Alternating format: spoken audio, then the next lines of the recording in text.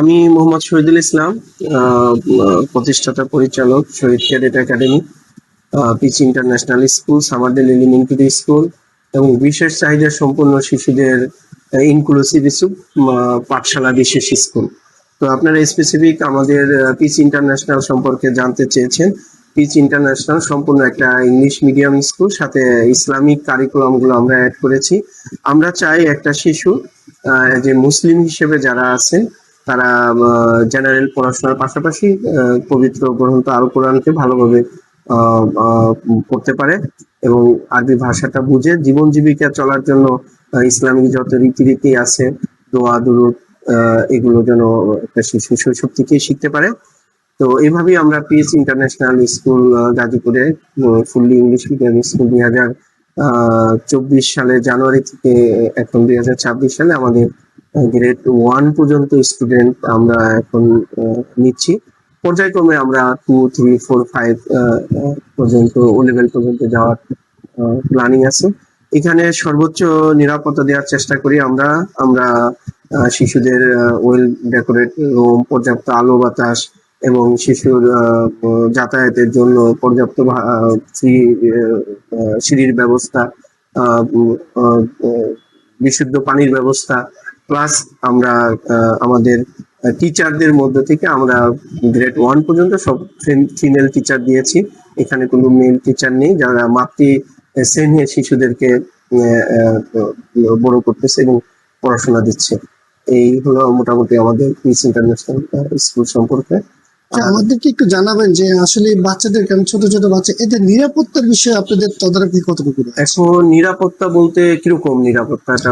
যেমন একটা বাচ্চা স্কুলে আসলো, ওরা অনেক দুষ্টুমি করে, তো সেই ব্যাপারে একটা বাচ্চা কোনো হারিয়ে যেতে পারে বা বাইরে এরকম, সেই বিষয়টা এই ব্যাপারে আমাদের সিকিউরিটি গার্ড আছে, আয়া আছে, সিসি ক্যামেরা আছে, আমরা সর্বোচ্চ কেয়ার করে থাকি। আমাদের এখানে ফিঙ্গারপ্রিন্টের ব্যবস্থা আছে, সফটওয়্যারের মাধ্যমে আমরা মনিটরিং করি, শিশুর আগমন প্রস্থান শতভাগ নিশ্চিত করি। গার্ডিয়ান ছাড়া কারো কাছে আমরা বাচ্চাদেরকে দেই না।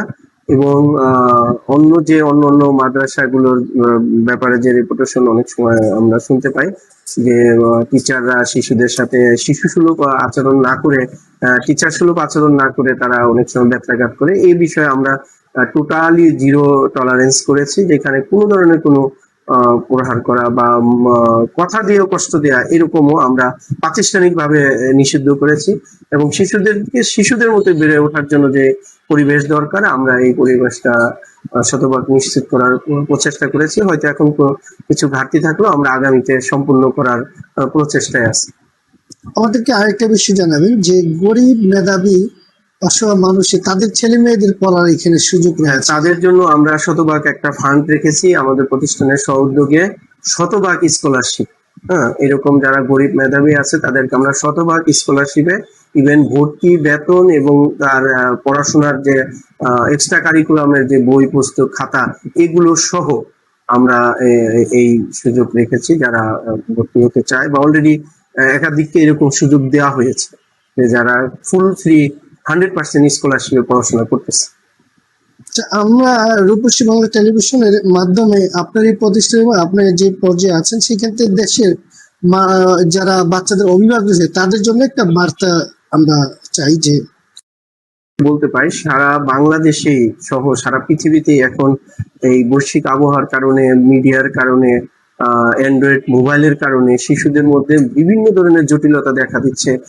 অল্পতেই রেগে যায়, কথা শুনতে চায় না, স্পিচ দিলে হচ্ছে, শিশুদের মধ্যে পড়াশোনার প্রতি আকর্ষণ কমে যাচ্ছে।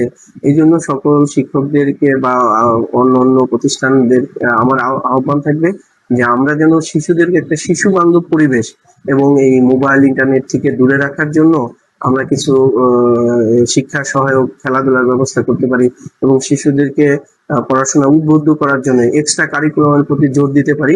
পাশাপাশি যেই ধর্মেরই হোক, ধর্মীয় নৈতিক শিক্ষাটাকে আমরা সর্বোচ্চ দিলে আমার মনে হয় শিশুদের মানসিক বিকাশে সহযোগী হবে।